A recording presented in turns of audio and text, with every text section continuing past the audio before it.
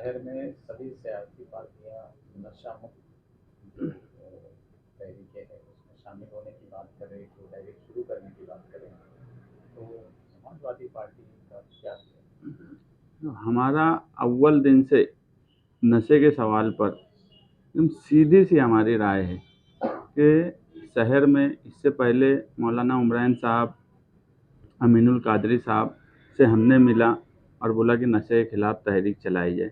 तो नशे के खिलाफ़ तहरीक चलना चाहिए। पुलिस को उनकी ज़िम्मेदारी याद दिलाना चाहिए। नशा जो है ये मालेगांव शहर में दिन ब दिन बढ़ता जा रहा है और इसके ताल्लुक से मेरा ऐसा बोलना है, कोई सियासी प्लेटफॉर्म के बजाय कोई मजहबी प्लेटफॉर्म हो या समाजी प्लेटफॉर्म हो, जिस पर सबको जोड़कर बात करना चाहिए कि नशा जो है ये इस शहर को तबाह कर रहा है और ख़ास तौर से नई नस्ल को। और हम ये बात मानते हैं कि जो नशा और अशिया है, इससे सिर्फ वो फ़र्द वाहिद को नुकसान नहीं हो रहा, ये पूरे समाज को नुकसान पहुंचाया जाता है। और उसके ताल्लुक से तहरीक सबको मिलकर चलाना चाहिए और इसमें पहली जिम्मेदारी जो है सियासी लोगों की बाद में है। पहली जिम्मेदारी शहर की समाजी और मजहबी तंजीमों की है और जब भी कोई समाजी और मजहबी तंजीम इस पर तहरीक चलाएंगी, समाजवादी पार्टी उसके साथ में कदम बा कदम खड़ी रहेंगी। मालेगांव शहर में ये तब होगी एमडी वगैरह जो दिख रहा है, इसमें जिम्मेदार पुलिस ज़्यादा है या फिर सियासी पार्टियां ऐसे कारोबार करने वालों का साथ देती, इसलिए ऐसा? नहीं, देखो, पहली तो जिम्मेदार पुलिस है। पुलिस को मालेगांव शहर में ये तो पता होता है कि कौन सी होटल चालू है, कौन सी बंद है। पुलिस को ये नहीं समझता हो कि नशा और अशिया कहाँ से बिक रही है, सट्टा कहाँ से चल रहा है, ये सब चीज़ पुलिस को समझती है। तो पहली और ये सारा लॉ एंड ऑर्डर और नशा और अशिया पर कंट्रोल, ये पहली जिम्मेदारी भी पुलिस की है, उसके बाद किसी दूसरों की है। हाँ, समाज में उसके लिए बेदारी पैदा हो, ये सियासी और समाजी पार्टियों की जिम्मेदारी होती, मगर उस पर कंट्रोल करना ये पुलिस की जिम्मेदारी है और पुलिस ने उस पर कंट्रोल करना चाहिए। नहीं तो ये शहर, खास तौर से नई नस्ल में, बोला कि मैं देखता हूँ अगर 10-15 लड़के नौजवान आज, और ये दिन ब दिन ये हो रहा है कि पढ़े लिखे लोगों में भी ये चीज़ें नशा और अशिया का इस्तेमाल बढ़ता जा रहा है। तो पुलिस ने अपनी जिम्मेदारी पहले निभाना चाहिए।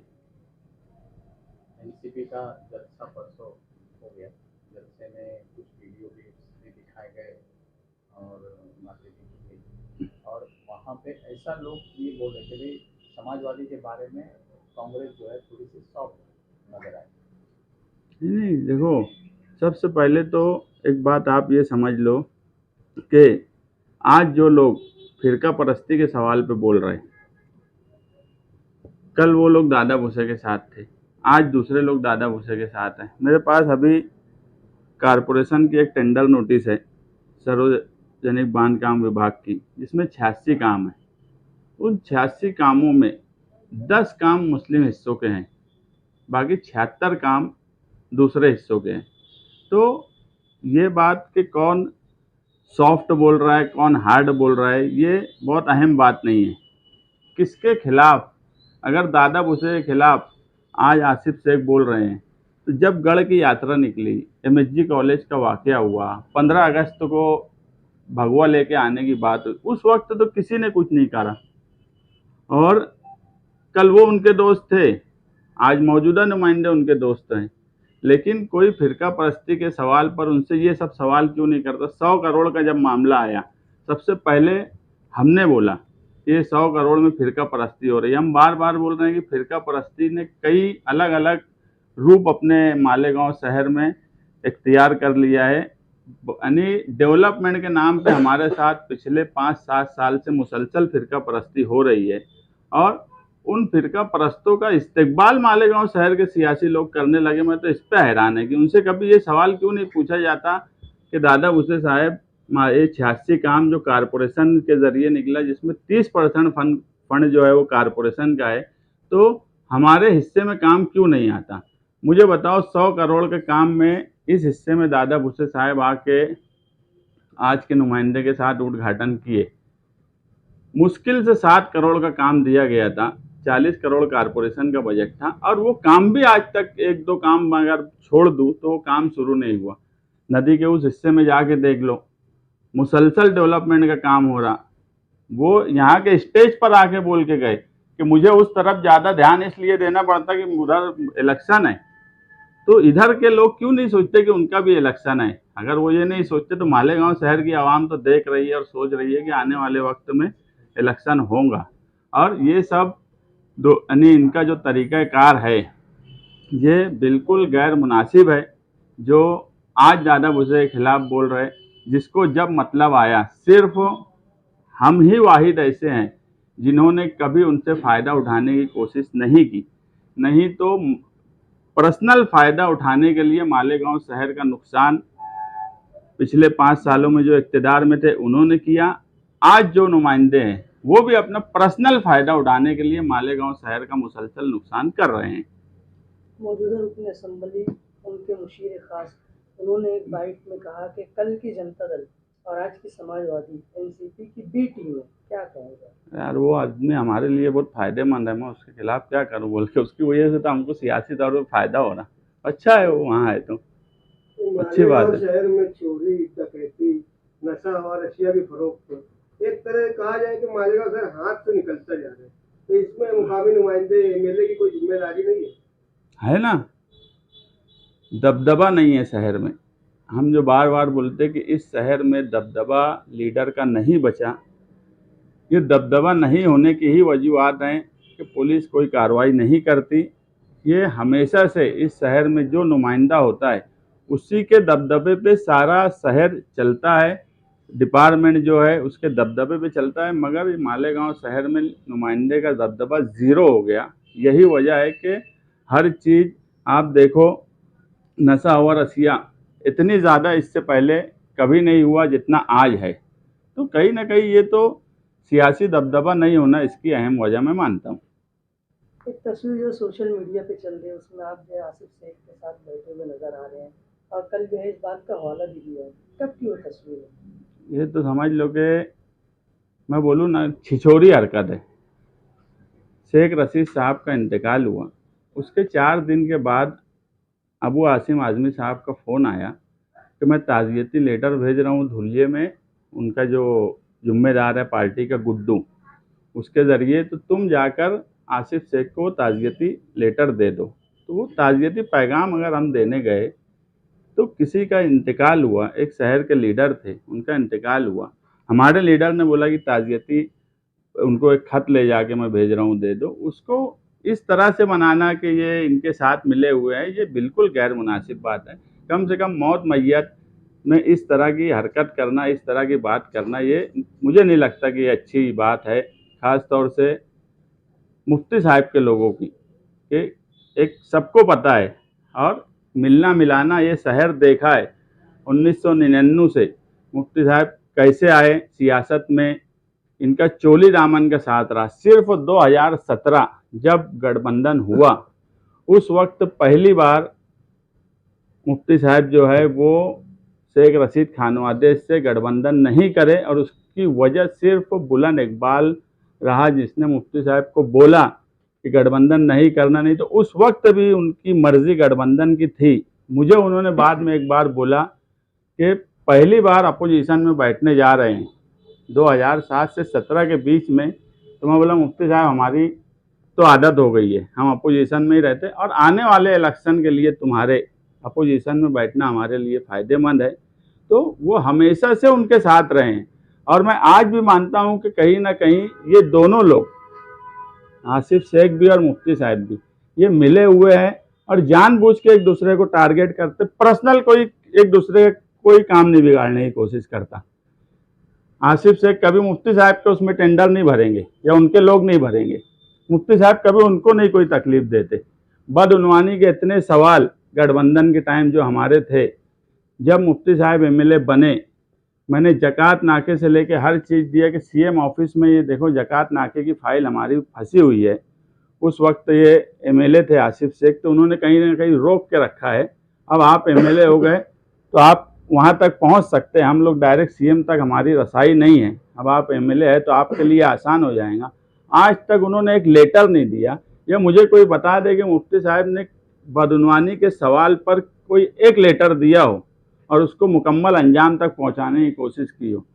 कई लक्ष्य विधि ऐसी भी हुई जो वहां पर सवाल असेंबली के लिए दिया गया, मगर वो सवाल वाटर गिरीश का हो, दिग्विजय कंपनी का हो, बाद में उसमें तोड़ी की गई, डील की गई।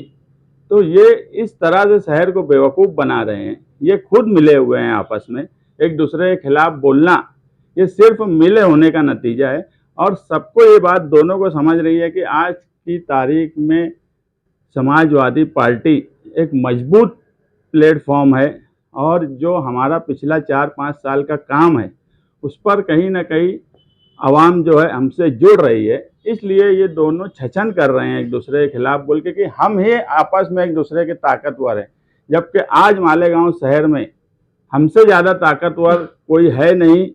अगर मुफ्ती साहब की कहीं वोट बैंक है, अगर पक्के एरिए में है, तो आगरा रोड के शुमाली हिस्से में उनका कुछ नहीं है। आगरा रोड के शुमाली हिस्से में और दूसरे मुजाफात में अगर आज की राष्ट्रवादी का कुछ है, तो वहाँ मुफ्ती साहब का कुछ नहीं है। हम वाहिद ऐसी पार्टी हैं जो मुजाफात से लेके पक्के एरिए तक हमारा केडर है, हमारे लोग हैं, हमारी वोट है, और जो आज बड़ी तादाद में हमसे लोग जुड़ रहे हैं, ये दोनों को कहीं ना कहीं इस बात से डर लग रहा है कि ये आने वाले वक्त में एक मजबूती से हमारे सामने खड़े होंगे। इसलिए ये सब जानबूझ के मिली जोड़ की जा रही है। बाकी इसमें कोई सच्चाई नहीं है, ये सिर्फ मिली जोड़ है दोनों की, कि वो कैसे भी समाजवादी पार्टी जो है, हम जो हैं, हमको ये बताया जाए कि हम कभी इसकी बी टीम हो जाते, कभी उनकी बी टीम हो जाते। अरे तुम आपस में, मालेगांव शहर नहीं जानता क्या कि तुम्हारी सियासत में एंट्री उन्होंने करवाई। तुम हमेशा कहाँ उनसे मिलते, क्या करते। कई ठेके ऐसे वक्त आएगा जब अवामी तौर पे कोई जलसा लेने का, तो मुझे ये भी मालूम है कि कई ठेके, कई स्कूल के टीचरों को बाहर से लाने ले जाने में भी ये मिलजुल के काम किए। अभी की बात बता रहा हूँ, वो सब भी हमारे पास है। मगर जब अवामी तौर पे बात आएंगी तो मैं दोनों की बात के, ये सब मामले में इनका मिलाप बराबर हो जाता, ठेके में मिलाप हो जाता, दूसरे सब जहाँ पे पैसा पर्सनल हटो मिलने की बात आती, वहाँ बराबर इनका मिलाप हो जाता। सिर्फ स्टेज लगा के एक दूसरे को बुरा भला बोलना, और जहाँ पैसा कमाने की बात आए वहाँ मिल जाना, पर्सनल फ़ायदा उठाना, ये दोनों हमेशा यही करते आए हैं। और ये शहर को बताते हैं कि हम ही एक दूसरे के मुखालिफ हैं, ताकि इस शहर की निहाली सोच जो ताकत से उभर रही है उसको दबाया जाए। स्टेट से भी ये कहा गया कि सिर्फ 2 ही लोग हैं, बाकी सारी छोटी पार्टियों के बारे में हम कुछ नहीं, हम उनके बारे में कुछ, यानी जानबूझ के आप दोनों को निगलेक्ट करने की कोशिश की जा रही है। हम दोनों बड़े शहर में सियासत 2 ही लोगों की चलेंगी। हाँ, तो ये इसलिए ऐसा कर रहे, मैं बोला ना कि अवाम हमें अब निगलेक्ट नहीं कर रही है, इसलिए ये लोग मिल के ये बात कर रहे हैं। एक सियासी मुखालिफ आदमी बोलता कि लीडर वो है मालेगांव शहर में, जो तुम अगर ये मानते कि सबसे बड़ी ताकत तुम्हारे सामने वो है, तो तुम ये तस्लीम कर रहे कि वही लीडर है तुम्हारे। जो जिनको लीडर बोल रहे वो बोलते कि वही हमारे सामने लड़ सकते, वही हमारे सामने सब कर सकते। तो कहीं ना कहीं ये मिली जुली बात है। मैं बोल रहा हूँ कि मेरे पास इसके सबूत हैं कि इनके माली फायदे के लिए ये कहाँ कहाँ और कब कब किस किस मामले में मिले। अवामी सवाल पे ये कभी नहीं मिलते, लेकिन माली सवाल पे मिलते। और मैं बोला कि ये नज़रअंदाज हमको कर सकते, मगर मालेगांव शहर की आवाम अब हमको नज़रअंदाज नहीं करने वाली। जो हम देख रहे हैं, जो हमारी ज़मीन दिख रही है, वो कहीं ना कहीं एक ताकतवर ज़मीन होती इन लोगों को भी दिख रही है। इसलिए अब ये लोग मिलजुल के इस तरह के सेशन अभी और इलेक्शन तक करेंगे। कोई कैसे बोल सकता है कि यार सिर्फ हमारा उसी से मुकाबला है। वो बोलते हैं हमारा इसी से मुकाबला है। अरे अगर तुम्हारा एक दूसरे से इतना मुकाबला है तो तुम तीसरी ताकत को तो खड़ा करने का सोचेंगे, कोई भी सियासी आदमी हो। लेकिन ये इन्होंने तय करे है कि इस शहर को लूटना है, तो हम दोनों को ही रहना है, किसी तीसरे को। और ख़ास तौर से निहाल अहमद के मानने वाले, उस तरह की सोच रखने वाले को इस शहर में उभरने नहीं देना। ये दोनों की लाइन ही यही है सियासी। आपका बोलने का मतलब कि मुफ्ती इस्माइल साहब को शेख रशीद साहब ने सियासत में लाया? पूरा गांव जानता है ये बात। अभी मेरा ये बोलना है कि ये दोनों मिल के काम करते, अभी भी ये लोग मिल के काम करते। पार्लियामेंट इलेक्शन आने वाले हैं और कांग्रेस ने भी जो है एक नाम के रखी है तौर पर, एनसीपी ने भी जो है 2 टीमें तश्कील देने की बात कही है, तो समाजवादी भी पार्लियामेंट इलेक्शन में उम्मीदवार भी? अभी समाजवादी इंडिया अलायंस में है, पार्लियामेंट के इंडिया अलायंस में तो है। आने वाले असेंबली महाराष्ट्र का वो आज मुझे नहीं मालूम कि क्या होगा। आसिम भाई के पास मैं अभी गया था तो उन्होंने बोला कि अखिलेश यादव ने मालेगांव धुलिया सीट समाजवादी के लिए मांगी है और उन्होंने उनसे पूछा था कि मुझे एक सीट दो। तो आसिम भाई बोले थे कि मैं 2-3 सीट देता हूँ ताकि एक सीट पे तो बातचीत हो। तो अखिलेश यादव साहब बोले कि यार एक ही सीट दो, मैं पूरी ताकत से वो सीट मांगने की बात करूँगा। तो धुलिया मालेगांव की सीट पार्लियामेंट की समाजवादी के लिए मांगी गई है और कुछ लोग जो उम्मीदवारी करना चाहते वो अखिलेश यादव साहब के और अबू आसिम आजमी साहब के टच में हैं, जो उनसे बातचीत कर रहे हैं। का मामला हमारी मालूमात ऐसी है कि सदारत का लेटर तैयार है, तकरीबन समझ लो हाथ में आने के करीब है, लेकिन डिक्लेयर क्यों नहीं होता, क्या मामला? ऐसा है कि देखो, हमको ना काम करने के लिए कोई ऐसा सदारत की ज़रूरत नहीं है। हम चाहते तो कभी भी सदारत हमको, जब 8 तारीख को हम पार्टी में शामिल होने गए थे उस वक्त ही सदारत का लेटर तैयार था। हमने बोला कि यार नहीं, ये सदारत अभी मत दो, जो लोग हैं उनके साथ में काम करेंगे। एक जनरल उस वक्त भी बोली गई बात थी कि जनरल बॉडी जो जनता दल महाराष्ट्र में जो लोग आए हैं, कहीं ना कहीं हर जगह से कुछ ना कुछ लोग हैं। तो तुम्हारा उत्तर महाराष्ट्र डिजॉल्व किया गया, कोकन का बेल्ट डिजॉल्व किया गया, इसलिए कि ये सब जगह पर नए सिरे से काम काज हो। उसके लिए अभी 4 अलग अलग महाराष्ट्र में बैठक है, जिसमें 27 जनवरी को नासिक में है, जो उत्तर महाराष्ट्र की है, नागपुर में है, पूना में है, मराठवाड़ा में है। तो ये समाजवादी को महाराष्ट्र में ताकतवर बनाया जाए, इसके लिए वो बॉडी डिजॉल्व की गई। हमको काम करने के लिए सदारत की ज़रूरत नहीं है। हम काम कर रहे, जब पार्टी को लगेगा सदारत देना चाहिए या किसी को भी देना चाहिए वो दे सकती है। हमने अभी तक खुद से सदारत हमको दो, ये हम अगर आज बोल देंगे तो सुबह लेटर मिल जाएगा। मगर हम एक बात मानते हैं, काम करने के लिए अगर तुम ज़मीनी तौर पे काम कर रहे हो तो उसके लिए तुमको ज़रूरी नहीं है कि कोई पोस्ट मिले। कुछ लोग इतने हल्के हो गए इस शहर में कि उनको ओहदे के बगैर उनसे काम ही नहीं होता, या वो काम करना ही नहीं चाहते, सिर्फ ओहदा रखना चाहना ही उनका मकसद है। एकदम हल्के लोग हैं, सारा गांव फिरते, हर तरफ घूमते, और इतनी हल्की बात सदारत, हर चीज़ में सदारत चाहिए। यहाँ तक के मस्जिद मदरसा कोई ऐसी चीज़ नहीं है जहाँ सदारत की बात वो नहीं करते होंगे। ये हल्कापन है, और हमने कभी सियासत में हल्कापन नहीं किया। काम करते बगैर सदारत के भी आप लोग देख रहे, शहर देख रहे, हम काम कर रहे।